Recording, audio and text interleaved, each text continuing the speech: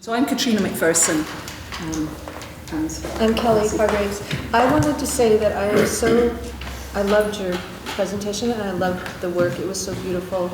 And I am so happy to hear this idea of a sentient building, because many of us have seen many, many films of empty warehouses, which are just seen as a big open space, kind of as a replica of a stage. So this idea, I just feel like we need to scream that from the rooftops. Like, this body is an embodied space. It has its own stories and histories, and if you're going to be in it, embody it, honor it, and find its stories. And that made, I just love, and then the way that you edit it all, it's so pretty. So that's all I want to say. Thank you. Sorry, these are in the way. I guess I would say... Yes, they are. I thought it was a centerpiece. I was like, this is very utilitarian. I love it.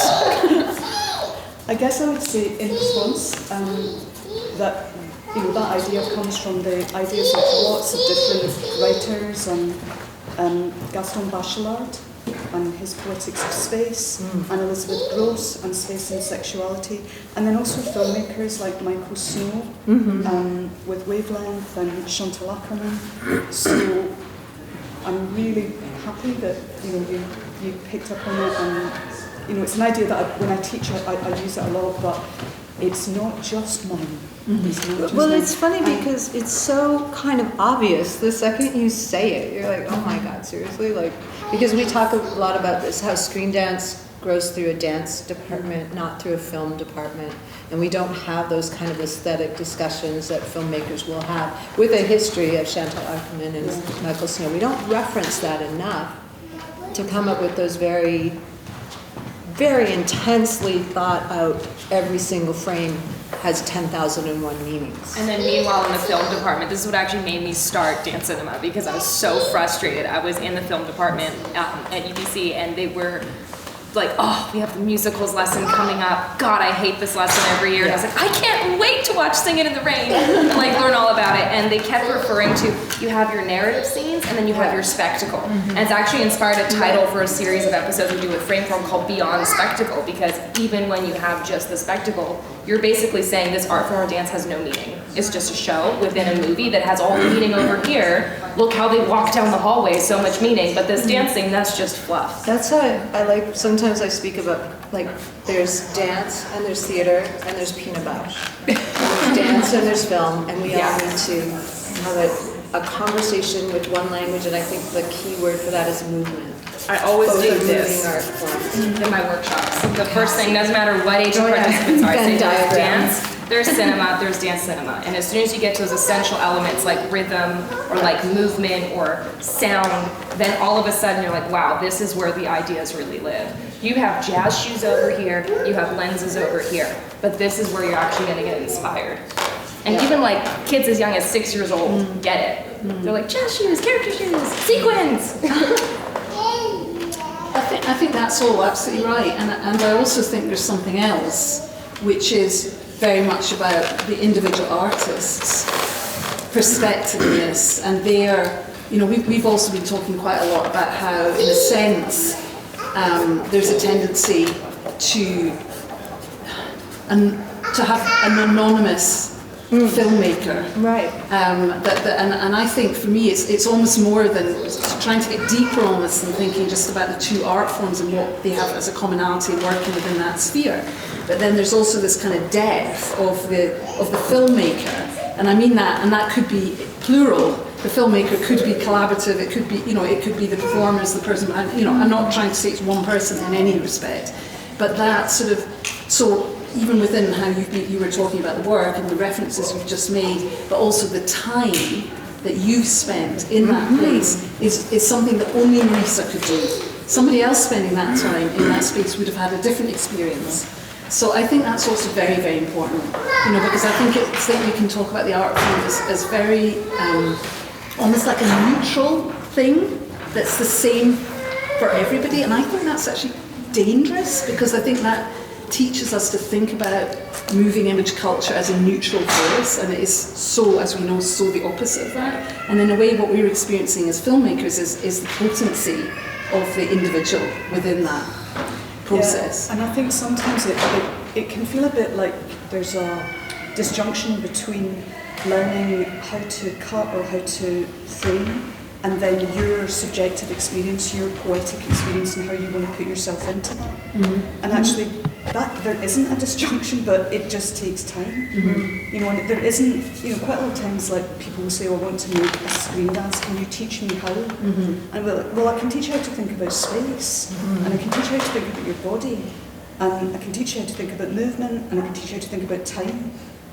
The recipe for the screen dance, yeah, I could probably give you it, but it'll be really terrible. You know, you won't. And it be in wouldn't. there. And why? And You why want to make would your you? own. Yeah. Great talk, everyone. Sorry. May I bring up something? For sure. Do you want us to shout? Just project, you know, like a theater voice. Okay. Right? The Yeah. acoustics here are Yeah. quite And also the terrible. chairs are very creaky, so just be aware of that. Yeah. Can you introduce yourself? Yes. I've never heard your name. No, so I'm Palle Dahlstedt, and I happen to be Ami Skånberg's husband. But I'm a musician, composer, professor of art and technology. So I'm deeply into the relationship between actually all art forms and tech, and how it sort of how they collaborate. And I work with AI and art and creativity and these kind of things. But my own artistic practice is mainly as an electronic music performer and composer, but I'm also a pianist. So, and I work a lot. I do music for all of Ami's, most of Ami's productions. I work a lot with dance and also other choreographers. So I had lots of thoughts yesterday when there was this long table around. There was a discussion about technology and screen dance. And there was so much in that whole discussion, not only the tech part that relates to, I'm teaching electronic music composition, which is, you know, quite related. It also relies on technology and tools, etc., and you know, teaching art and all these things. So I could relate a lot, and I learned a lot also. But I want to emphasize something that I think a lot about when teaching that, and that is how it's very easy to talk about, you know, oh, I know what I want to do, and then I find the tech to do it. But it's actually so that the technology actually changes our ideas of what we can and want to do. And it's deeply integrated with the ideation process. Yeah. So I just want to emphasize, you know, there was a discussion about VR and AR, but also, you know, just using mobile phones, or, you know, you can use Zoom or whatever, you know, distance connecting technologies to make screen dance, right? And a deep understanding of the technology, or at least, I wouldn't go so far as to say, you know, you need to be an expert or a geek to do this art, of course not. But it changes your artistic ideas and your ability to imagine what you can do and what you want to do when you learn what the technology allows you to do. Absolutely. And I think that's very important, because this art form that we're here to discuss is deeply technology dependent. So I would love to hear your thoughts about that. I would add to that I think learning a dance technique or learning a number of dance techniques also functions often in the way that you describe the technology. It's a technology as well, and shapes, and Yes. equally sometimes gets in the way, because somehow we then decide that this is going to be expressive. Why was that expressive? You know, was that the way that I needed to use this technology for the, but that, Yeah, I would say any tool, and that could be like a theoretical tool, you know, in my field, theory of harmony, or a certain synthesizer, a synthesis technique, or a Photoshop filter, or an AI algorithm, or whatever, has that effect. And without knowing those tools, it's actually, we can't think freely. I don't think we imagine freely. We imagine in terms of what we've seen before, and what our cognitive models of the tools allow us to think that can be done, affordances, etc. So. consciously knowing them, so we also know when we want to put them aside or don't use them. So, and if we don't know them, we're actually, we have a much larger risk of banging our head against the wall and feel unfree, actually. So when, for example, I taught programming to choreographers, actually, which is great. Yes, I was co-founding a master program in art and technology with everything from rock carvers to web designers to choreographers, and you know, not everyone has to become a professional programmer, but just understanding the basics of what coding is and the level of detail that you have to describe the task and how to solve it. Suddenly you feel much freer in relation to the machine when you can with confidence say, oh, that's probably not possible to do, that is probably easy, that is probably difficult, and you can relate to it and you actually feel much freer, even though maybe it's more constrained, but actually it's constrained in a way so that your mind is aligned what can be done. Well, it makes you a better collaborator too. I remember when I first started making films, I was working with skateboard cinematographers and then people that were just doing like general filmmaking and trying to explain to them, no, I don't want it perfectly composed and static. Like you need to be moving the whole time. Hi, you're a dancer now. And it is like you need to understand enough and you don't have to be an expert. And I think there's also an element of being secure, saying, hey, I don't know all the answers, but I need to learn enough that we can have a common goal here. And I will say about you know, the technology like AR and VR, I think that it makes it really difficult to exhibit that sort of work and to make it possible. It's just not really part of the it's not really part of what we produce as often as festivals. I think it's a very specialized thing where maybe we'll have like one VR exhibit. It's just a lot of coordination, and it's honestly not always that good. Just because the narratives and like the actual, like what are you doing with this technological vehicle? It's almost like just experiencing the tech itself is often the whole it thing. becomes a tech demo. Yeah, exactly. And it's like, very great. empty and superficial. Yeah, and then it's also extremely expensive. Like we screened a film that was shot in stereoscopic 3D and like surround set and like everything. And it's like, okay, I can do the sound, but like this whole 3D thing is just going to be like a cool plug that we're going to mention because I can't make that happen. But you also mentioned how do we exhibit these, but Ami used a term yesterday that we both use, like, you know, the era of the artifact. It might be over now, it's more about musicking. A lot of people in the dance world are also using the term musicking from Christopher Small about that the music is a verb, or arting, you know, making art is the important thing. And I see that with my composition students, that they don't think so much about a title, the masterpiece cult is sort of gone for most of them. It's more about being on stage and doing something, and next week they might do a new variation of that work, etc. So actually these kind of things might not be considered works in the same way, but an activity. Maybe they shouldn't be exhibited. Maybe they should be experienced. And if you imagine you set up some kind of VR dance improv environment, or between two people or more, I don't know. Maybe it's not done for an audience. Maybe it's done to be experienced, and that might change your perception of what can be done with movement or music or whatever. In the future, but it's not done for an audience. Or it's a different relationship. Sorry. No, go ahead. It's a different relationship to audience. Because I think also, you know, that we do tend to think, don't we, as in, you know, and the way things are at the moment, it's very much about the individual film seen in isolation. Maybe with other films, but what about the kind of practice of an artist? And what I've noticed is that it's often the kind of journey from one work to the next, and it's the evolution, or maybe it's not necessarily chronological, but it's that dialogue with spectators and audience that's often the really vibrant part of it, rather than seeing this kind of one individual work by itself. You know, it's that kind of, and it's not about explaining what you're doing, it's about actually sort of reiterating, disrupting, reiterating, and that then becomes the work itself. So I think there's a lot. It's quite exciting when you start to think about it like that, isn't it? Rather than thinking. I feel like the buzzword for a long time was interactive. Maybe this is the 90s when I was working with people in that. And I asked that question about technology because I know it had a moment where it was the future of everything we were ever going to do, and I was kind of like, oh shit, this is going to complicate everything we do. But it doesn't feel like it came to pass. And even interactive maybe became a personal thing that you do at home, you know. Or this is the interactivity. I don't agree.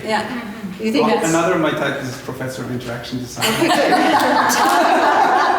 knew that, that's why I said that. You had to mind So I work, musical interactivity and new ways of interacting musically, both between people and with technology for one musician, but also systems of interaction between, like in ensemble improv, like mediating signals between improvisers to sort of negotiate roles between them, etc. It's actually a very interesting Yeah. In music, I think. Well, but actually, Ami and I am doing it too, so you can do it with dance. Well, it's very interesting for me that you're bringing that in, because I was very, in terms of the technology, it's just stepping up briefly, because I was quite unsatisfied about the discussion yesterday, and this idea of how do we develop the field, and then the idea all we need is a body in space. Because that's where obviously it's one of the problems of is that we often get stuck, that we are not unfolding. And I had a very interesting experience around a module that, because I teach on a film course in the UK, and I was teaching a module for some years which is called Beyond the Black Box White Cube. And the idea is that the film students take their work out into the city and put it somewhere in toilets or greengrocers or wherever, and work with the environment, with the audience, and make work in response to sight, but as filmmakers. And me, with a performance background, it was quite site-specific as work, and we'd then go around the whole of Brighton and go into the students' bedrooms or wherever and see work, which was very exciting.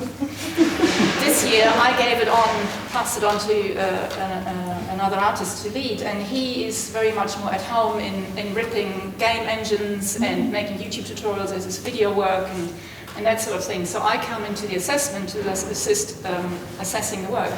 And there's all these students, and the assessment takes place in a room in the university. I'm thinking, oh, what happened?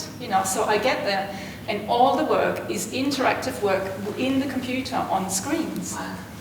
And it's absolutely fascinating, so I can see, of course, what he could bring in terms of a certain kind of knowledge and confidence and understanding what the world is, the possibility of interaction. And we were also going around town, but through the computer, of where they had filmed and what they had collaged and what stuff came in. There was some forest and there was anything, but it was accessed and interactivity was through the computing. And I thought that's so important to bring that into the teaching and to expand the work in that way. And in terms of this, we talk about embodiment and we need to know our bodies, but the same idea is about technologies. We need to embody these technologies or kind of be with them and in them to kind of work them. Conquer and appropriate them, sort of, so that we can transcend them also. Because, of course, there needs to be a body too, right? And there's physicality and there's space to it and there's all these elements. No, I was going to say,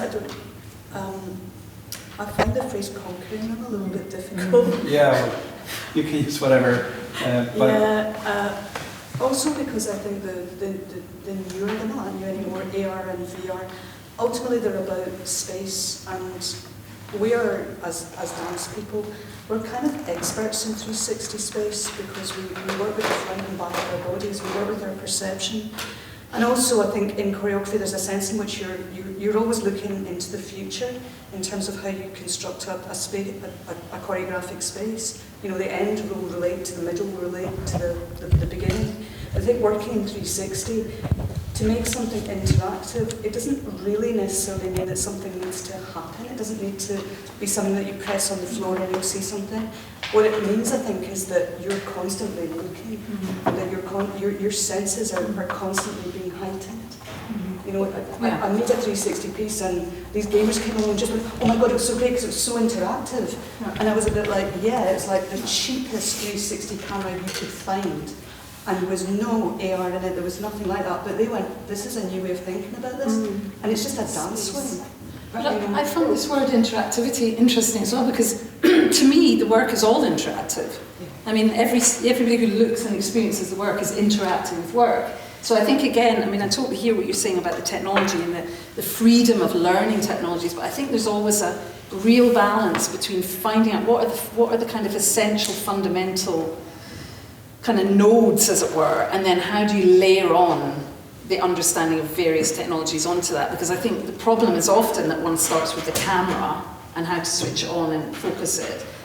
and there's this, then that becomes about that, and you know, so I think it's always about layering it and understanding the importance of interactivity. There's interactivity at every point of the process. Yeah, and two people on stage that's the most interactive thing. I mean, I'm free improviser in music video and with dancers, etc. I mean, that's total interactivity. Yeah. But the interesting thing is that you can find other ways of interacting, right? Yeah. So nobody's denying that is interactive. It's the ultimate form of interaction. Yeah. But there are also other qualities of interaction when you involve, just as such a simple thing as me improvising with a 1 minute delayed copy of myself.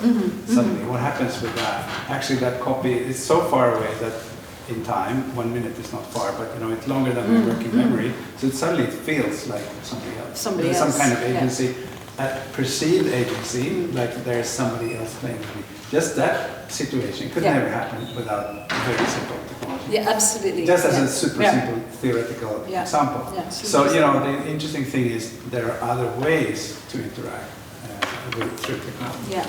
Even with the audience, like audience agency, that's what I was thinking about. I was thinking about interactive, where they're selecting their own adventure, as someone said. I had one more thought from yesterday, and that was about these old media. You know, there was this discussion about analog film, nostalgia, in my world, cassettes, vinyl, of course, or old analog music equipment, etc.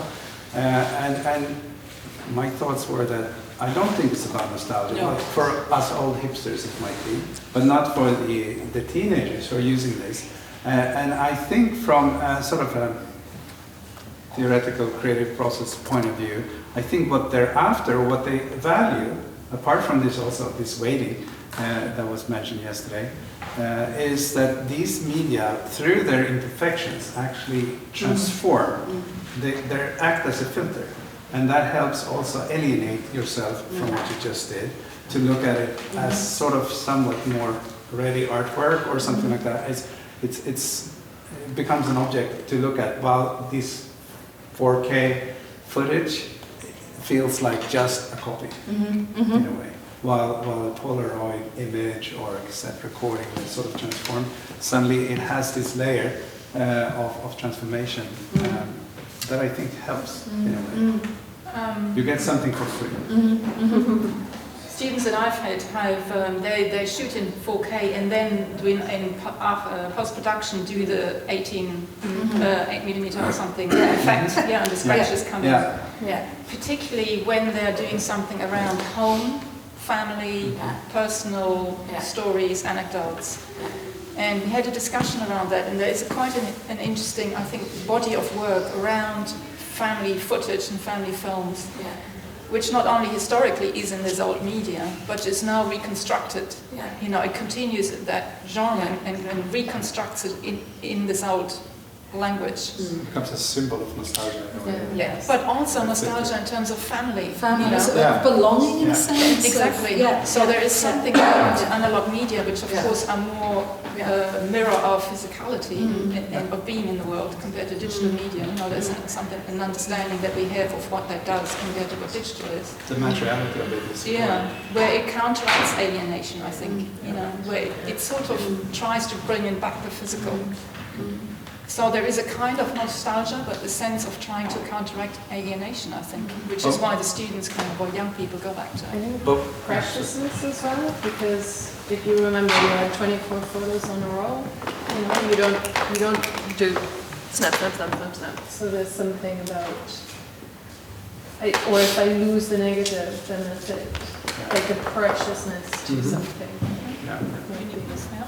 I think there's a huge difference between faking it, as you say, putting on the Super 8 filter, and the activity of working with these.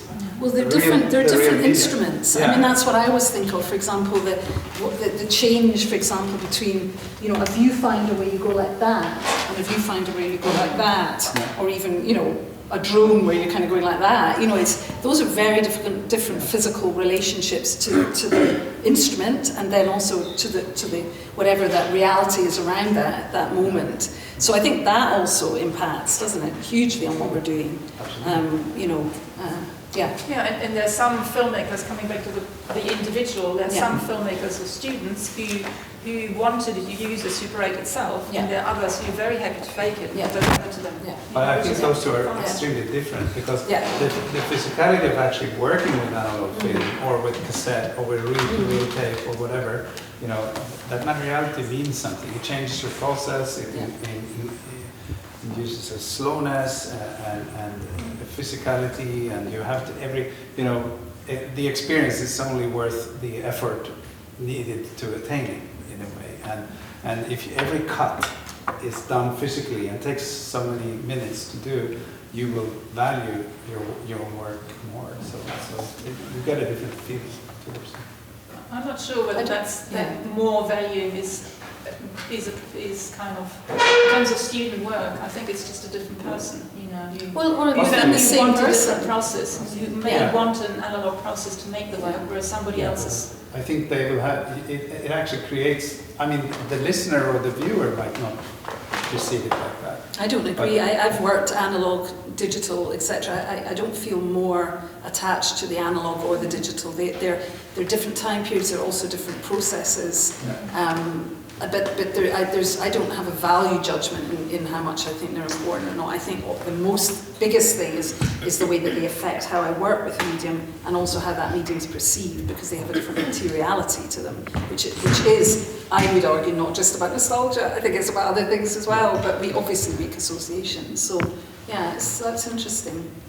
I'm wondering if I can volley a question into the roundtable, not because I want to take it up, but because I want the long table to take it up. I'm really enjoying this conversation about technology and musicking and arting and process, nostalgia, analog, digital.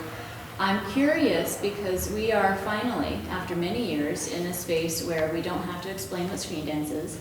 We have some shared knowledge, some shared expectations. So what are the conversations that we can have together with each other that we can't have elsewhere when we're constantly explaining ourselves? What are the conversations deferred, kind of perpetually, always, for elsewhere? That we actually maybe need to have as a community, that we can never get to that place because we're always in the process of translation. Oh, and then you walk away! Let's see. We have to find a substitute. But if we volley it back, you gotta be able I think you've got to speak to that yourself. I would like to hear you speak to it. But something that I've been thinking about, kind of in that space that you brought up, Harmony, and what's been brought up at the table so far, is this idea of what is precious and what is not precious. And especially as we live in this world where we're scrolling all the time, and what does it actually mean to create something that has staying power? Whatever that means, right? Because there's one thing where you can put something on the internet, and even though it's gone from your feed, it's not gone, it's in the internet somewhere. Like, this is no longer ephemeral work. Whereas if you're working on film, obviously that is ephemeral to some degree because it will deteriorate over time. And yes, files deteriorate, blah, blah, blah, there's a half-life for everything. But as far as we're concerned, like, those things are gonna be around forever somewhere for somebody to find in the far reaches of the internets. So I guess all I'm getting at is that as we have these conversations about our relationship to our work and how our hands actually touch our work, whether that be because we're actually cutting physical film or because we're interacting with some digital platform in some way, shape, or form that connects us to it in very specific ways, given what we're trying to make with the tools that we have to make them with. Where does, how do I put this? Where do we draw the line between what is content, like for content's sake, and what we deem, what individual artists deem as something that is special, even if it doesn't register that way to other people? Am I making sense? Yeah, but I think the answer is like only an individual can answer that. Yeah. Because as soon as a group of people tries to say, well, this is worthy, this is not, this isn't it. I mean, you Yeah. you have a passion for tap dance as well, so this is a conversation that happens over there Yeah. quite often as well. It's like, are we allowed to do this with it? Are we allowed to do that? Does that still make it tap dance, or in this case, screen dance? So I think ultimately there will be no agreeing. It's going to be a have to agree to disagree situation on that, because Yeah. some people will say, yeah, this like sock commercial is actually really good, and just the fact that Baba's or Happy Feet paid for it doesn't make it not a great screen dance. Yeah. I'm not saying that that's my view, but I'm Yeah. just saying that someone No, will say that. but I totally see what you're saying. And I don't know, and I think some of the stuff that's been said, like it's rolling around in my head, and I'm actually not even sure how to respond to it, because so much of what we do, I think, is intuitive. Would other people agree? Perhaps makers would say, okay, yeah, I'm not necessarily going into this because I want to do this specific thing with this specific tool each and every time, but that rather the tools allow us to do something that we wouldn't be able to do with just our hands or just our bodies. And I don't know, I feel like I'm rambling, but I'm trying to formulate what I'm trying, like what my brain is saying and what my mouth can't say yet. So are you to a certain extent saying something about when does it become a piece of work, and when does it become... So the content piece of work thing, and piece of work is a very clumsy way of saying something that I can't quite articulate, but it's trying to... Because everything, to a certain extent, everything now looks the same, doesn't it? Yeah. So how do we sort of parse into that and say, well, that thing that looks like everything else is actually doing something different? And what is that about? Have you got a response to that? I have some responses to everything, and I've written things down, but I have to say that I strongly disagree that I want to say it the way you said it. Everything looks like everything. No, I don't think say it. Yeah, I did, but what I think I meant to say really was because it's the work is ubiquitous, so it's very often on the internet, and so as soon as it goes onto the internet, it joins the stream of images, doesn't it? And we may, I think I'm understanding what you're maybe implying slightly, is we may see it as separate from everything else that's on the internet.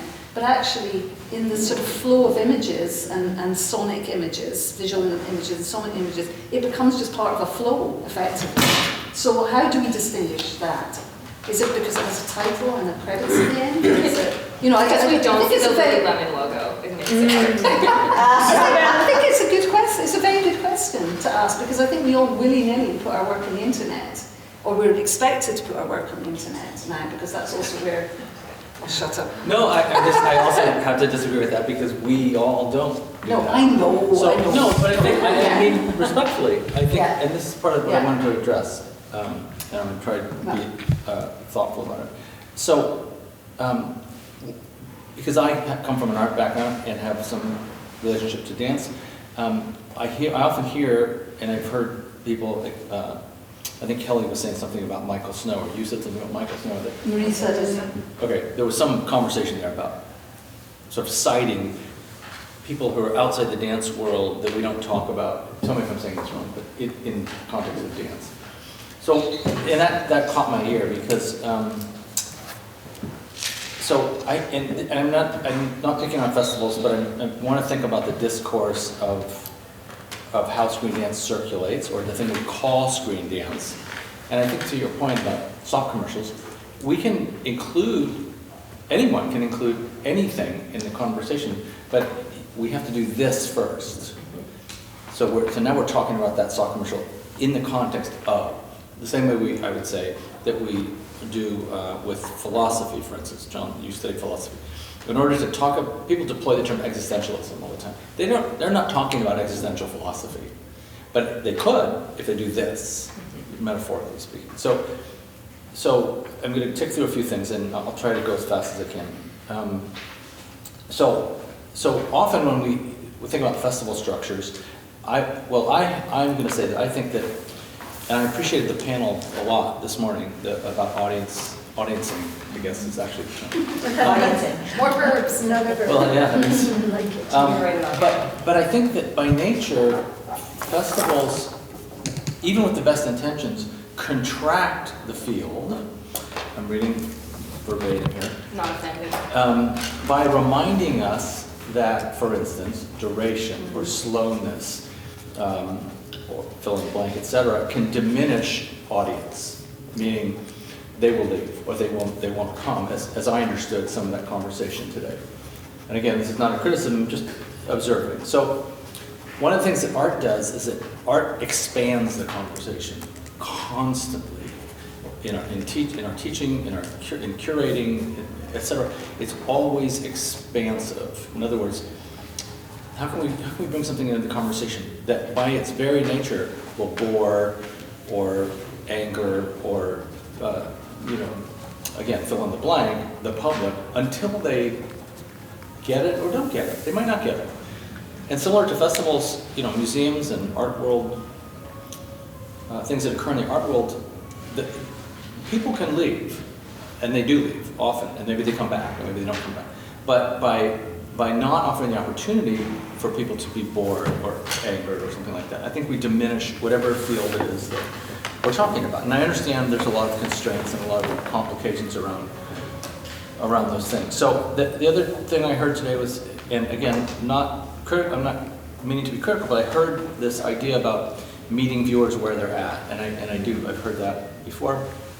But I think, again, this notion of, I mentioned something to Harmony earlier, I think this idea of meeting people where they are at, we talk about that with students a lot too, also I think has the potential to fundamentally constrain the field. In other words, if you come halfway and I come halfway, that's possibly where we're going to stay. Constrain the field from having 30 people in the room? Mm-hmm. No, constrain the field generally.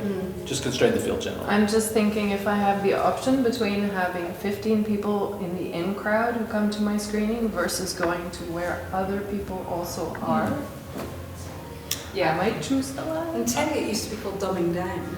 No, I understand your point. I understand your point totally. But I'm still raising the questions in hopes of some kind of conversation about it. I'm almost done. So, and again, I'm part of this for sure. But in a way, I think that the success of Screen Dance has led to, in a way, a kind of cycling around duration, around boredom, around, again, a number of different things that's worth talking about.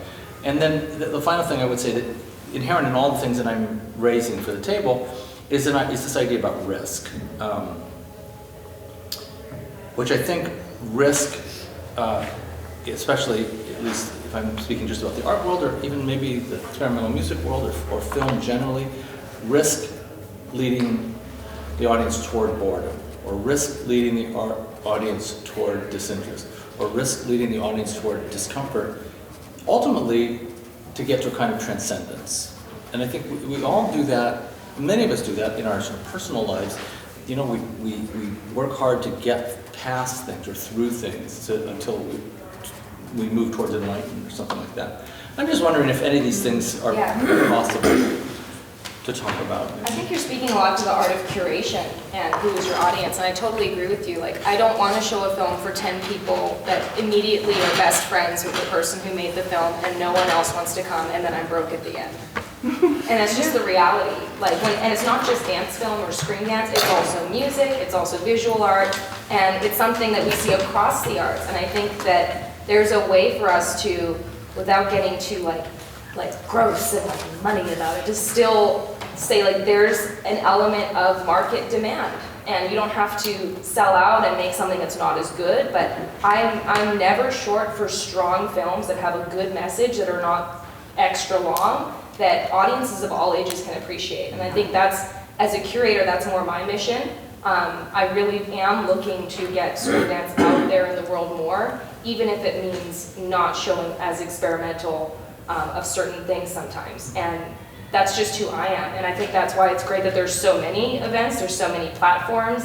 Some things might work online better, or an installation like we mentioned earlier. But for me, I love that we have an audience ranging from teenagers to seniors, and people love it. And they leave there not just understanding screen dance or dance film more, but understanding the world more because of the kind of things that we're picking. They are more accessible, and I don't think that it is detracting from the seriousness of what we're showing, just because they maybe are shorter or maybe are not as lofty or abstract sometimes. But that's just my personal identity as a curator. May I add something on this durational thing? Partly because Ami mentioned yesterday, she's doing very durational stuff. And first, just add an example from my world of electronic music. There's this composer, Eliane Radi from France. She was a pioneer already in the 50s, working with the male-dominated modernist inventors of musique concrète in Paris. She was an assistant to Pierre Henry. She was driven out of there because she didn't subscribe to their aesthetics. And she's famous for doing very durational works, like 1-2 hour electronic music that moves very, very slowly. And it's fantastic. But she was, you know, an outsider for many decades. She's got the recognition now, and she's still alive, so she got it in time, but still. Those kinds of artworks, they don't fit in festivals, they don't fit on radio because of the competition with everything else. They only fit into special events. I have students who've done, you know, music for a whole night where people sleep on mattresses, that like 8-hour thing, and live performances like that, etc. Ami had, as she mentioned yesterday, 12 hours of video footage of her slow walking in all kinds of spaces. You know, Grand Central Station in New York, in the mountains in Lapland, the Tokyo subway, wherever. And you know, of course it's not meant to be screened for a sitting audience, but she has done gallery exhibitions with, you know, like 10 screens where these things roll slowly and you can walk around and perceive it. There's no start, no end. And of course it's a lot also a durational practice to participate in it, and I participated in several of them, and I filmed a lot of them too, actually, which maybe wasn't visible yesterday. So I just want to mention that there is a kind of monopoly, often, especially during whole modernism, etc., but it's still there and market-driven, of course, but these kind of expressions, they don't find a space in, and that's how I interpreted that they constrain the genre, and they actually do. These things have to find other ways. This is one of the reasons that I have a few things to say. First of all, about the study of boredom. We all come from a dance world, which has tried people's patience for dance and performance since its beginning. So I think that we're all very used to that, pushing the limitation of an audience. I think that festivals, as we've all said, there are many different ways to do them. When my films are screened, like sometimes they're in a bar in Mexico or somewhere, you know, wherever I go, it's a different kind of venue with a different vibe. So I feel like the curator or the programmer for each thing looks at your film in the context of their space. If there's a bar and a band and your film. One of the reasons I still call this dance film is because it's based on architecture. It's in a film theater with a screen where you are sitting, and architecturally sometimes people can't walk in and out because it's extremely disruptive.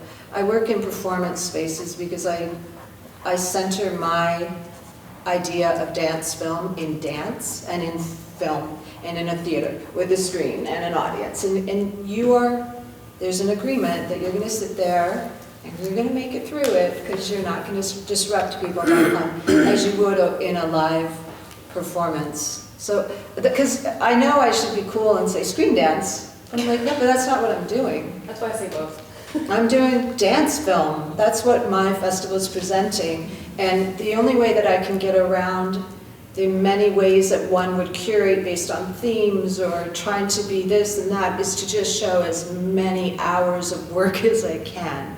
And that's as far as I can get with it. When you're getting sent 90 hours of films, my only curatorial thing is like, how many can I, and I wear an audience out. Not by length of 1 or 2 films, but of the 9 to 12 hours of films that you're going to be presented with over 6 days. So anyway, I think that venue architecture plays a role in it. I think you're absolutely right, and I think that having the specificity, where the specificity is important for the type of media that you're working with and the space in which you're showing it. I don't think it's about the cool kids use the term screen dance and I still hold on to dance film. I think I don't think it is about that screen dance is cooler than dance film as a term. I enjoy and I appreciate the specificity of, no, I'm doing this. My own agenda about screen dance is really that it is the broad umbrella that can accommodate many movement practices and many screen act practices, some of which are dance film. So that's how I think of that. But this also kind of begs the question about if we, because we participate in institutions, have become too narrow in our imagination. In other words, some of us curate festivals and we have to respond to and cultivate audiences in a certain kind of way. We're working within certain parameters. Some of us work in academia. We're responding to different kinds of parameters.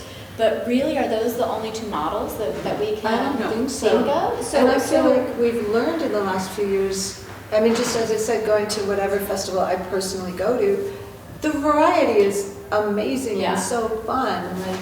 But I think that maybe this is something that we ought to think about and do as a community, is to broaden. We know that the practices are diverse, but it seems like our language doesn't caught up to it. So what are all of the different ways that people are presenting their work and sharing their work and developing their work? Because I think that the narrowness, Doug, that you're describing is an artifact, or it's artificial, because we are all working in constraints. Yeah. And so what are actually all of the different spaces in which we're working, such that when we look at it as a whole, we have that broader aperture.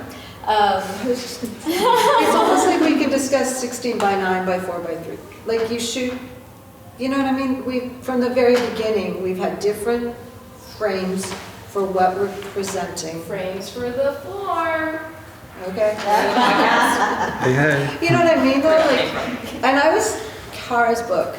The section that, thank you, my name's in it, but the section about the women television directors is so important to us, I think, to think of our form not as film, but more as a television production, live, I don't even know what the word is. It's not like film versus television, but they're a different way of making things. Yeah.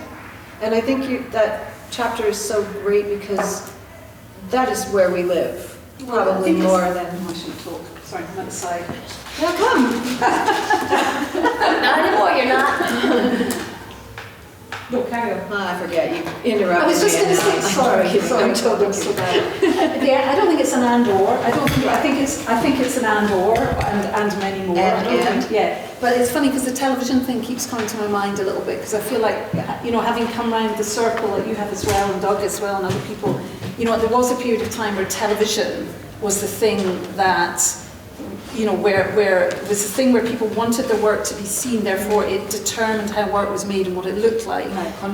And the content. And I feel, in a way, the festivals have taken that mantle, in a sense, and that's why it's important to think about, as Harmony's suggesting, and it's already happening, many people are doing it, of the other spaces that coexist. And I think the only place that it doesn't worry me, like as an individual artist, I don't think it matters really, for individuals, but where it does worry me slightly is thinking about the conversation yesterday about, screen dance and higher education. Mm-hmm. That if that then becomes embedded in the curriculum, for want of a better word, that in a sense that's what we're aiming towards, and it's bound up in the education, that's where I feel it starts to get problematic, for obvious reasons. Can I clarify what you're saying and then hand over to you?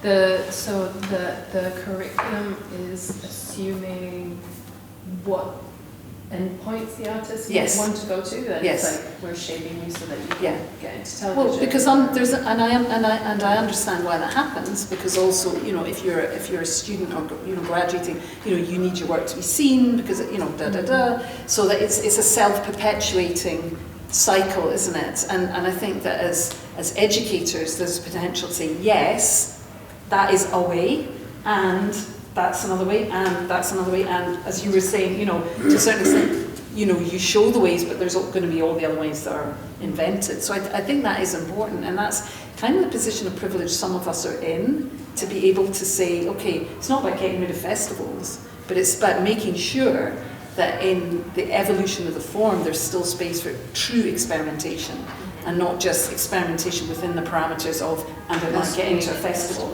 Absolutely. Yeah. I think Yeah. there's something about, oh, sorry, No, go ahead. you sure? Yeah, go ahead. I think there's something about the film is only one part of the equation, I suppose, because it's about the event. You know, I don't go to a lot of festivals, and I don't submit. It's like 2 festivals or something, because I just don't get in. My films are too long or too weird. But there's something, no, but they are, that's the deal. But it doesn't stop me making, which is good. But I think there's something about, I remember the nights that I've gone to watch one boring film, and it's been boring but brilliant, and then there's been a bar, and then there's been a band, and then there's been a performance court or whatever. And actually that's the night I want. So I also think that, particularly now, audiences, people, we're all hungry for an experience. I don't want to go and watch 20 dance films in a night. No. And your audience are hungry for a new experience, and maybe that new experience might be we're going to be bored out of our skulls for an hour, and then we're going to have a barn dance or whatever. Yeah. You know, there's something about let's rethink these events. Like Robin used a phrase today, and I just thought, oh, what that is? What's a progressive party? Oh yeah. Does anybody know what this is? Can you tell me? I mean, well, I can't speak for Robin, but I know Robin well, and I've been to her festival because we're buddies and we lived in the same state for a long time. But as far as Robin's vibe, it's like, you know, it's at a cool place downtown, and as far as progressive, I think she might just mean more like politics. Again, I cannot speak for Robin. This is just my interpretation of how I understand Robin to operate in the world. But that it's really about the atmosphere and the way that the art exists in and with the atmosphere. Like, so it's not necessarily just like, oh yeah, we're partying just to party. No, we're partying because we're celebrating something special, and this is how we're going to do it in a way that's embedded in the community in a really specific way. Again, please ask Robin. Don't tell her that I talked about her festival. She won't mind, but I'm sure that I didn't use the words that she would have used. But that's my perception as somebody who's experienced her work as a patron. So, and I think the thing that I was going to kind of come back to is that there's, well, a couple of things are rolling around in my brain. So this idea of boredom and accessibility, inaccessibility, something that's legible, illegible, something that came up last night quite a bit, is something that I think all art movements have had that tension of, right? We think of painters, we think of, you know, those jerks, the futurists, just who also got into a place where they're like, gosh, we really don't like ourselves anymore. What are we doing? And that we don't, as human beings, get to have constant forward motion. Like, we have to have these points where we're like, well, what are we doing? We're kind of sitting around on this table looking at each other, talking about the same stuff we always talk about because that's what we do. But also, these sticking points, as new things emerge, like I'm thinking about the amount of choice that we have. We have never in human history had this much choice in terms of the tools that we want to use, in terms of the spaces and places that we want to put our work and the ways that we want to put it out there, and just the amount of content. Like you were talking about Katie Donner and Pauline Kohner, where in the 1940s there were like 2 things you could watch on television. Right. Like literally 2 things you could watch on television. And people were learning to choreograph their lives around television schedules. And that was like a new thing, like, oh, we have to make dinner by 6 p.m. because we want to sit down and watch the news program.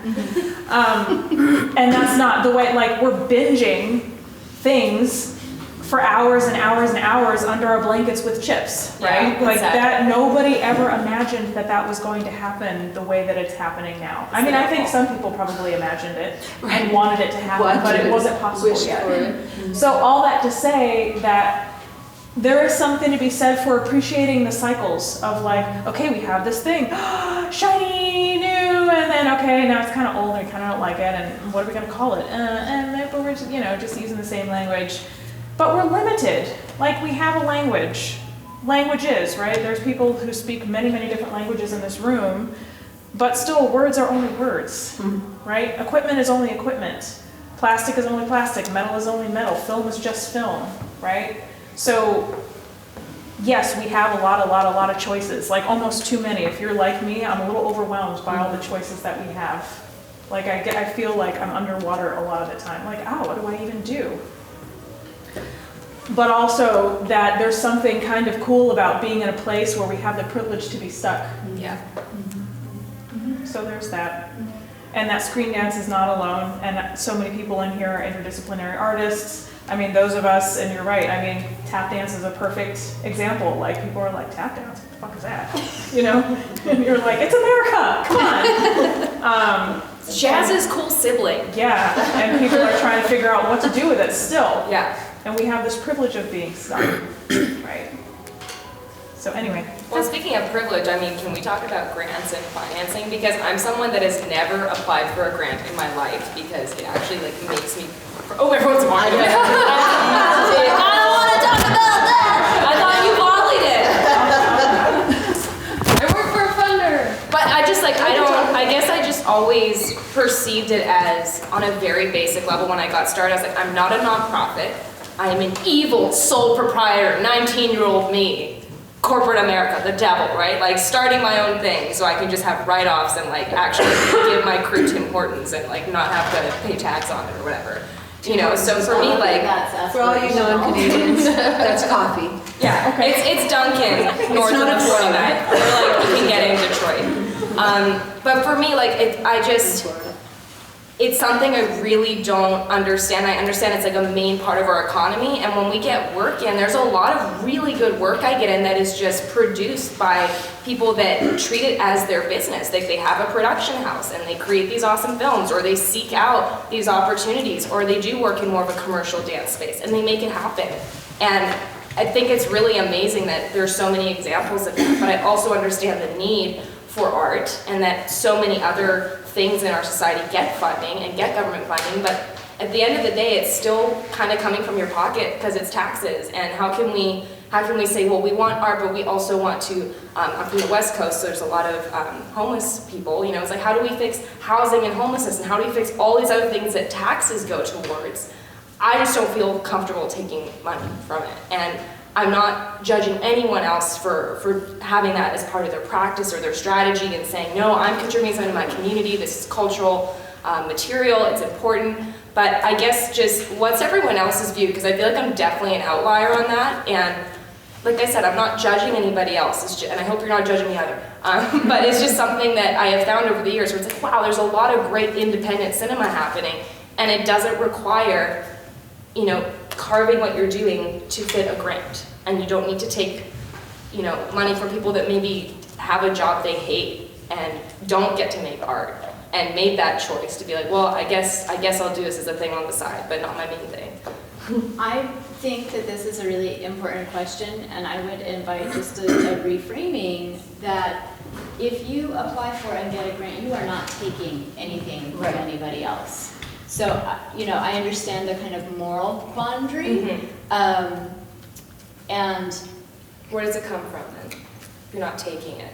You don't get to choose how the government is distributing its funds, right? I mean, you can because of how you vote and whatever, but there is no, like, if I get an art grant that is coming out of the monies that have been set aside to address public housing, right? Like, those are not the same pots of money. Because it's been dedicated to art specifically. Yes. Okay. And the way... But it's still tax money. It's still tax. It still came tax money. Okay. Depending on... This is also a country. I'm trying to understand. We're here to learn. We're here to talk. I'm trying to understand. Yeah, it's very country specific. Okay. But I invite you to release a sense of guilt in applying for any kind of government support, because the fact of the matter is that in a U.S. context, there is so little funding that has been set aside for arts practices and art support.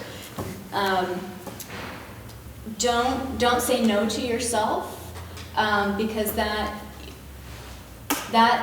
money has been set aside, that like impoverished amount has been set aside. And it's not like, oh, if I don't apply for it, it will help someone who's experiencing a temporary or long-term housing crisis. That, you know, it will It's go to different. another artist. But the thing is, in my view, it's gonna go to another artist that in their mind, they're like, I need this. And I think for me, it's like, I'm willing to I'm willing to make less films or scale back my festival or strategize or save up or charge it and pay it off later and let someone else have that opportunity. Because, you know, I think that that's part of the debate too, is like, okay, there's such a little amount, who gets But it? why would you not want to be the agent to get that money to pay artists? Which is the reason I get grants, so that I can give it to I still pay, filmmakers. I still pay. So I But think there's that, oh gosh, I remember, this was a huge conversation. We're both Canadian, so it's a different thing than, and I said you needed to move to America if you think like that, because it's a very different way of, as you said, there's a guilt level to public funding. We had a huge conversation about that with corporate donors, where you wouldn't, why would you ever take money from a tobacco company? You can't do this venue after that person because that's dirty money.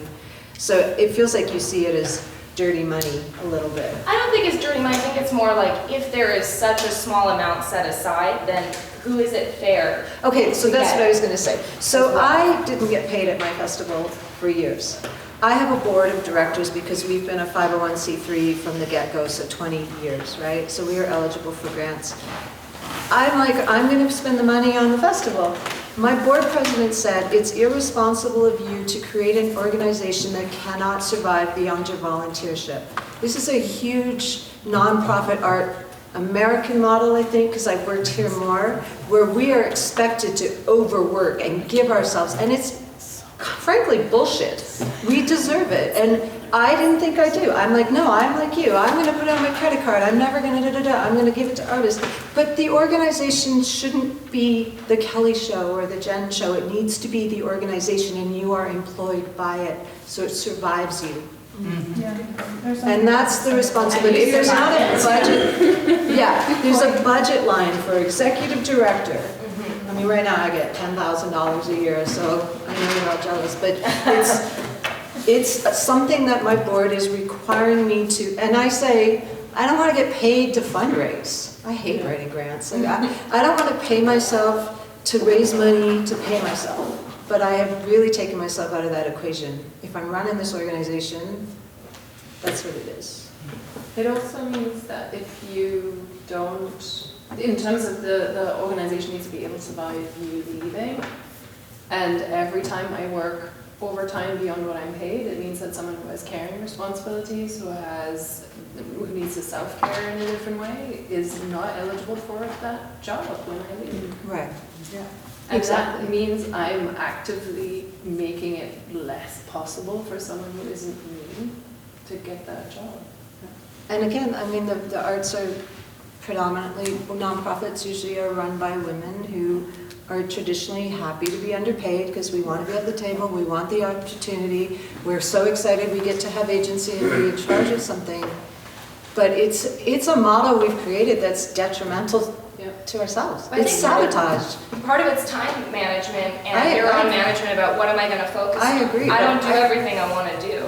I say, what can I manage and what can I try and make work? And the thing is, like, I also don't think, like, yes, is the name Dance Cinema brilliant? Yes, but do I need it to survive beyond me if it's not meant to be? Not really. Then I it's guess a I just personal don't. project. I guess I don't see it as this big cultural institution. But that's not what you said this morning. It's not. I've heard I don't you know. saying a lot of times, I'm bringing this art to people because they need to see it and it needs to be brought and children need to see it. You've said it the opposite of that. Yeah, I mean, I take it You do seriously and think it it's- means a lot to me, but it's not something where it's like, it's so important that like after I die, someone has to take it up and it, like 100 years later, someone needs to know it. Think about it this way though, I mean, sustainability wise, like, yeah, it doesn't have to survive you when you die necessarily, but this idea that there is still the availability of the art form to people because it's culturally relevant matters. And when you think about like, okay, you said, well, I do what I can do in the time that I have, sure, but there are a lot of people out there who are not doing that at all. And by people out there, I mean people who have power, which in our society is, you know, white men who have access to capital in ways that a lot of us do not.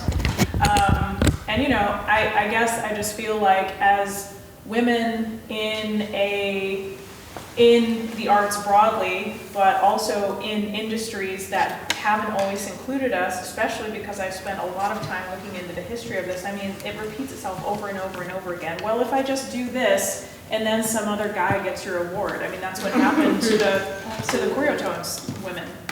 Somebody else got the accolades for the work that they did. And so to feel like you need to, or that you shouldn't pursue avenues of funding and or networking, whatever it may be. It's not even just about money. A lot of it is also just about your time, right? Like the time that you physically have on the planet is limited. And this idea that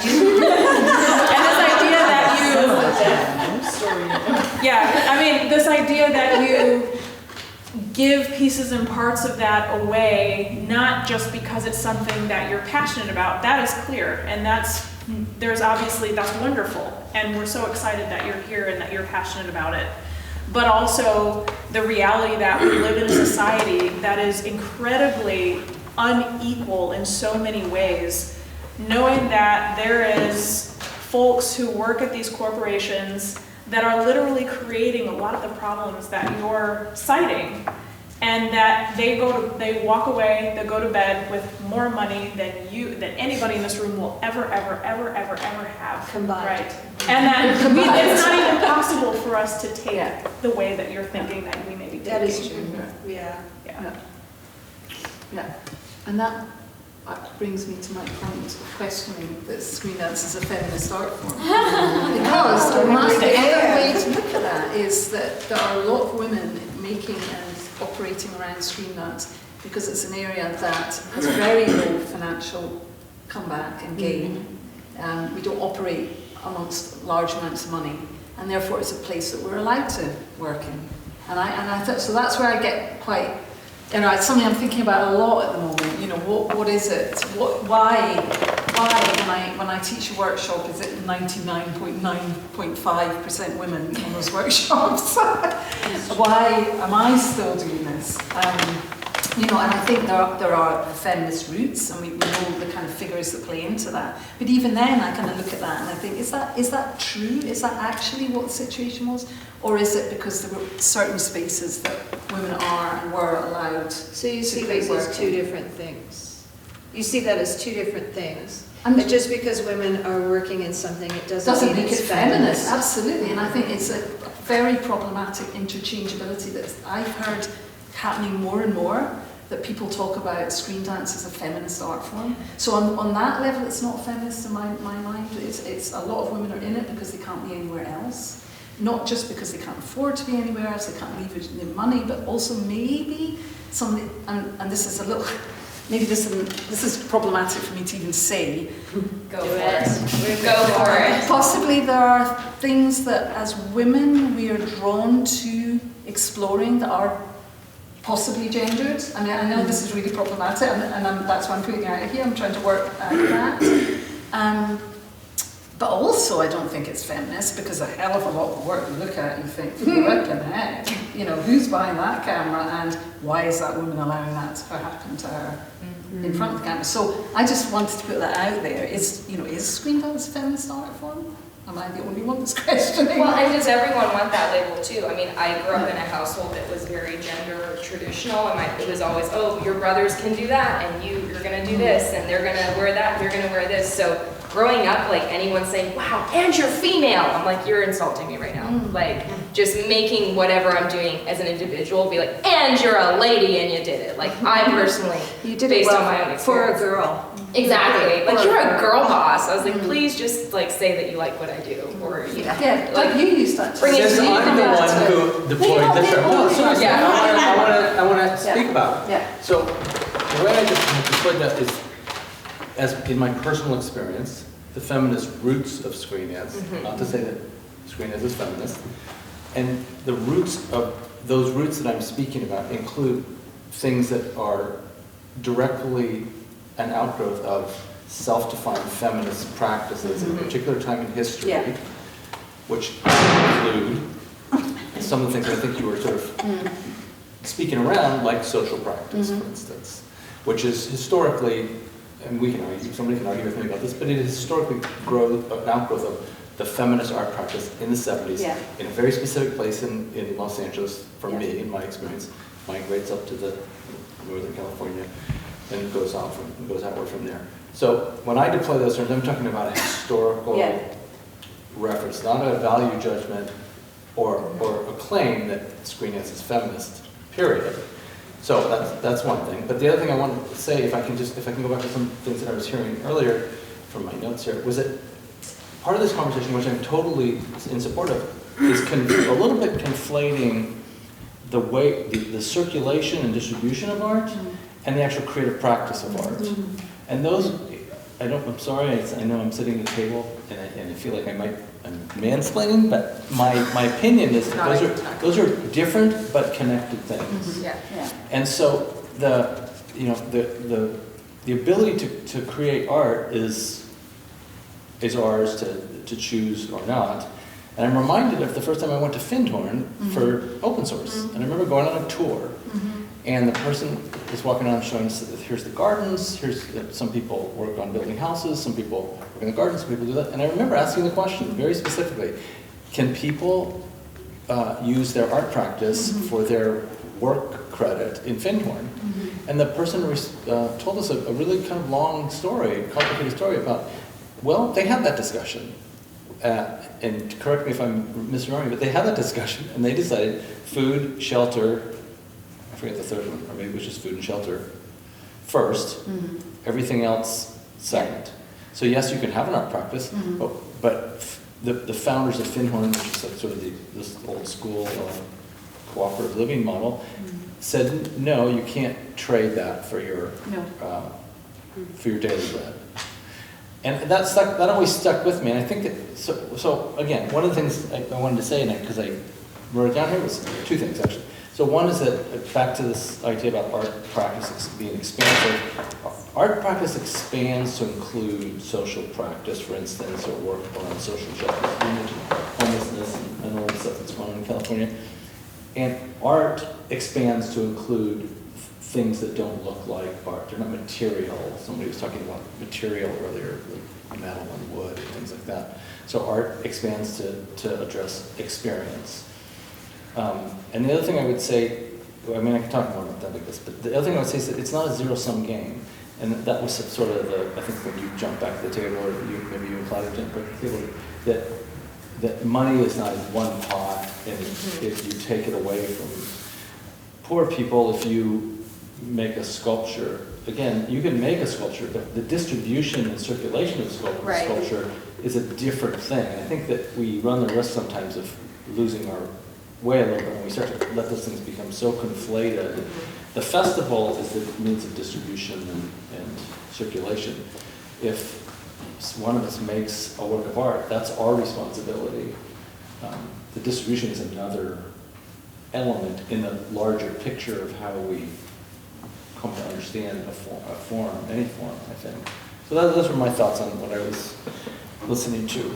Well, really quickly, just speaking of conflating, I just want to clarify, like, I'm not saying that no money should go to arts at all. I'm just saying that in my own value system and in my own approach, I'm willing to not take it so that other people that are like, yes, I need this because I've crafted, for whatever reason, I'm willing to not use it. And I just think that there also needs to be space to understand that this can be a legitimate business practice in addition to an art practice. And it doesn't make it less artistic.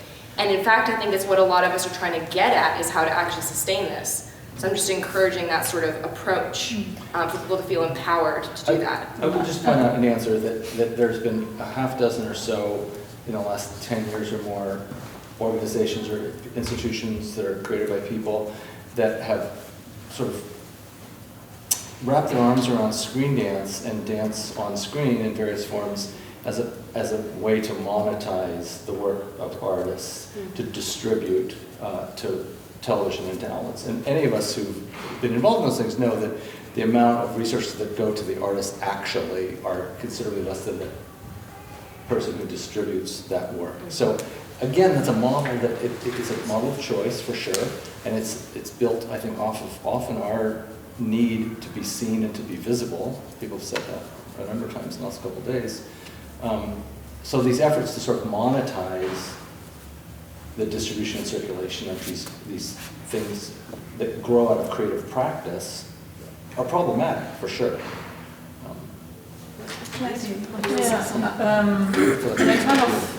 I'm keen to come back to the feminist point, but in fact it's the sort of same point that I'm thinking, is that it's very important to think systemically, the system that you're working in, because, I mean, for example, in England there's a woman, Jen Harvey, she's a very interesting writer, and she's written a beautiful book about this, the artist as the perfect entrepreneur in a capitalist system. And this, what you just said, I'm willing to not take pay, is the perfect embodiment of that low status worker who doesn't need to be paid in a system which largely is based around money value. You know, so that means that you don't require the system to assign your work value because you don't need to get paid for it. So, and to really be very aware that how much are you replicating something which works for the system beautifully is, you know, you're not challenging anything by supposedly offering your services for free. You know. Well, I'm not offering for free just because I don't take grants. Like, I'm just saying that I have other means of making money in dance and in film and with my time. Yeah. And other people might not have. Yeah. Right. Yeah. And systemically, to come back to this question of the and that's why I'm not taking grants, is my point. Yeah. Which is different from what I heard initially. And that's why I feel like I needed to kind of clarify. If you're talking about sustainability by having a business model and you're actually able to do that and then you choose not to take grants. Yes. Yeah, it's like, does that make me an asshole? Or like, because I'm letting someone else take the funding? No, but if you have a successful business model that allows you to do that, I think that is fantastic. And I think that's what we need to have more conversations about. I agree. There's a difference, so I'm only picking up the word willing. You're saying I'm willing to do this, which sounds different from I am choosing to do this, or this works really well for me. Or I'm willing to make other lifestyle choices and shrink my lifestyle and allocate my funds and my time to make it possible. That's different. That's the part that becomes. It's also something feeds in. That's like play into the man kind of thing. funding. You're helping that inequality. As it happens within the system. That's what I just heard you say. That is the dominant model. Unfortunately, that is the case. You know, it is unfortunate it works to some extent because it doesn't change the system. Yeah. You know, and we don't have a union, for example, which we should have, which says this absolutely shouldn't happen. You know. And the question is, how can we also change the system? You know, I've done, I think, being a portfolio person, we all know the situation, we've all made similar choices at some point. It's also good to sometimes, at some point, challenge that and to say, okay, how are we going to change it so that there is a different kind, there's at least another option. You know, like, for example, I'm an academic and therefore I can pay also, I don't need money for other bits of work that I can do. So I'm making a similar compromise to you, in fact. You know? But my concern is still what is the system in which we work and how are we supporting the system to continue in exactly the same way. And coming back to the feminist perspective, if you look at the development of the arts over the years, photography had the same thing initially. You know, photography was a new art form. Women were very pioneering in the beginning because we have a very pioneering spirit. We're interested in experimentation. We don't necessarily need to do a big production, or we are more, I think, there's a similar debate about choreographies in the UK. Why are a lot of female choreographers more in the sort of experimental age rather than the commercial age? You know? And there is gender stereotyping and all that, but there is a genuine interest in experimentation and really searching and really thinking about the individual relationship and all these values. You know? But it often then means that if a new art form starts, like in photography, once it becomes established, the women disappear. Yeah, you have that with photography, you have it with film, and now we have screen dance. Yeah. And is there, what options do we have in the field, and are we stuck in this kind of state where we don't move anywhere else? You know, we're staying in this sort of experimental pioneering. Yeah, it's a little bit stuck. So we need to like make our own like sector specific system or formalize things within the field in order to forge a way forward. But it's like, who's going to do that? How do we do that? How does that internationally work? I was interested in this whole discussion of that, you know, Doug started talking about the difference between art making and festival curation and distribution. And I think actually that is where one could talk about not screen dances specifically as feminist, but the kind of social network of screen dance right now as feminist, because what I see are refusing the distinctions between art making and festival curation. There's a lot of crossover in interesting ways, which I think is working outside of a certain model of this is your job and this is your job. And part of it is we wanted to make films and we wanted people to see it, so we took control of that apparatus of distribution. Now, that apparatus at the moment is quite small and also very much, like you said this morning, it's the Kelly show, you know, very much identified with specific people. So the question really has to do with whether, you know, for me, this notion of is there an organization that can keep some of that homemade grassroots spirit, but organize itself to the point in which it's not, you know, Nancy Stark Smith dies and Contact Quarterly goes belly up because Contact Quarterly was only associated with these two people for so long. Like I'm getting goosebumps, right? but that having been also in institutional situations where, I mean, part of our conversation this past day or two has been about diversity. Well, one of the things that's interesting to me about organizations is in the network of organizing, you can insist on your own obsolescence by creating a system where leadership passes. You know, you're a president of something for 3 years and then someone else becomes the president. So it's not always that person. And I think that you know, maybe we're halfway there in the sense that your board of directors is saying, no, it can't just be about you. And yet at the same time, it's not quite an institution that runs without you. Right. You know, so what is it like to kind of think forward as a network that has become very associated with certain people in the network, and yet be willing, in the name of kind of bringing in emerging artists and questions of diversity over leadership, to really create something that insists that, you know, the person, and not just as like the editor of the International Journal of Screen Dance is a volunteer position and who's going to take it next, but in a way that insists that that continues to get passed on to other people, new voices, new visions. Yes, and there's an immediate connection to the diversity of the art form itself, because, for example, in the grassroots festivals, it makes sense that you say you can do 1 10-minute piece but not 5, and you can't make it 6, you know, you're unlikely to screen a 60-minute piece. And that's a question of institutions as well. So if, for example, you know, like one of my favorite pieces is Vexations, which is a composition, a 1-minute composition from Eric Satie, which needs 2 days and nights to be played.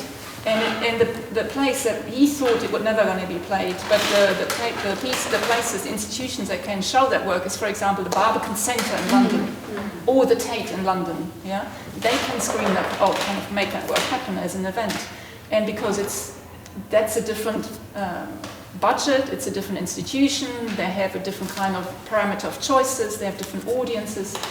And that's when you can also show another kind of screen dance. Yeah, and so again, it's big, and then we have this kind of infrastructure to have presidents. And for example, one thought I had yesterday about the panel was to say, okay, interestingly, we have no big prizes in screen dance. You know, we've discussed that before. I was thinking we need a big Maya Deren prize. So like, for example, again in England, in experimental filmmaking, you have the German prize. You know, There used to be, didn't there, the dance screen prizes in round about the sort of late 90s. They were the biggies for about 5 years. Yeah, it's gone different, but so it has existed, which is interesting. And what it needs, of course, it needs patrons, it needs a budget, it needs an organization that can make that happen every 2-5 years or whatever. You know. But that would also then, in the end, give publicity to the artists. It would give them 10 grand maybe to make a new film or to. Although interestingly, if you think about the Turner Prize, you know, the artists have gone in the end. Actually, we don't want one individual to get that prize anymore. Did it 1 year? Yes, but it was an important gesture, I think. After they've had the Turner Prize for how long? Yeah. I mean, you know, it's still functions. But we don't need to reinvent the wheel in terms of prizes. In terms of there's a downside to prizes because again. Yeah, of course, it's not going to be on an individual, but it's one aspect of a kind of an institutional, the diversity of practices, of publicity, of support for artists, and the idea of passing something on. You know, that you generate a kind of system which then supports people within that system too. You know, I think the thing with the Turner Prize, you have spoken, please go. I was very curious about one point that you made, willing to do less or make less films. And I'm going to borrow the word obsolescence from there and tie it into this larger question of sustainability that we are all over the world thinking about. I mean, what do you see in terms of, you know, as makers, as artists, we want to create, but then if you say, I'm willing to make one less film, what does that mean to you from a larger sort of sustainable, artistic? I think for me personally, I've made work, but it is sharing other people's work and having conversation around it and being able to curate a really amazing event that gives me more meaning than making the film itself. And that's why I'm not really in the maker lane as much, because it's something I did to really fall in love with this.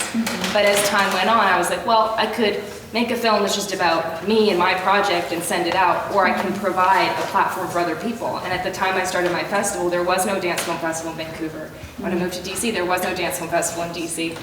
So I think personally that's where my spirit led me. That's more my calling versus like making the films. It's just a personal choice matter. I'm also very interested in your model because 2013, a friend of mine and I, we realized that in Bay Area we have a lot of different kinds of communities. I used to live there, and we started what was called Sangam Arts, more to bring in conversations between the silos. Say there was Indian dance, there's Brazilian dance, there's Chinese traditional dance, and we don't go to each other's performances. We just go to our own community performances. How can we create a dialogue between all these different communities? How can we, just watch and learn from each other? How can we share these stories of migration and install art? And so that was the motivation to create that. And then now my co-founder, she's really taken it much farther than we ever dreamed of. But the question of grants and money was and is still a big factor to how it can be. And the question of, well, if we're doing work together, let's say we are finding a Chinese artist, a Japanese drummer, an Indian dancer who all want to work together and create this piece and put on the stage, who's paying for the stage, and things like that.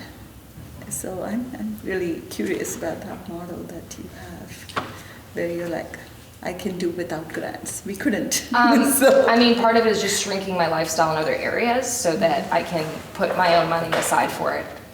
That's just my own mentality. And that's part of why, we can talk about it more in detail later, but part of it is like we do charge submission fees, we do pay screening fees, and I do invest in my own business. And that's just my own personal choice. I know that probably some people here are like, okay, I don't quite understand this, or I don't get it, or like, who is this chick? And I would love to talk to you more, because I think that was part of the volley. And even yesterday, one of the questions was, let's have more budget transparency. And I think I'm here kind of saying, like, we are creative people, and that creativity can extend into our life and into our lifestyles. And I think that, you know, part of the issue is almost like the issue of too much abundance, and like there's so many festivals and there's so many films, and how do we focus as a sector and actually be able to engage and support with each other more than just everyone being so focused on like, I'm doing all this stuff all year round and I can't even have the time to go support other people, because then we are in those silos.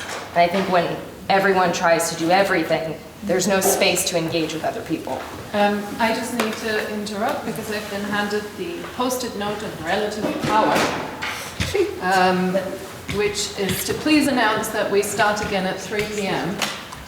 And need to let the camera crew go. So we can, I guess, talk, but posterity won't know about it. Yes, but you can continue your conversation, just don't say anything profound. Well, that's what we've been going for. So.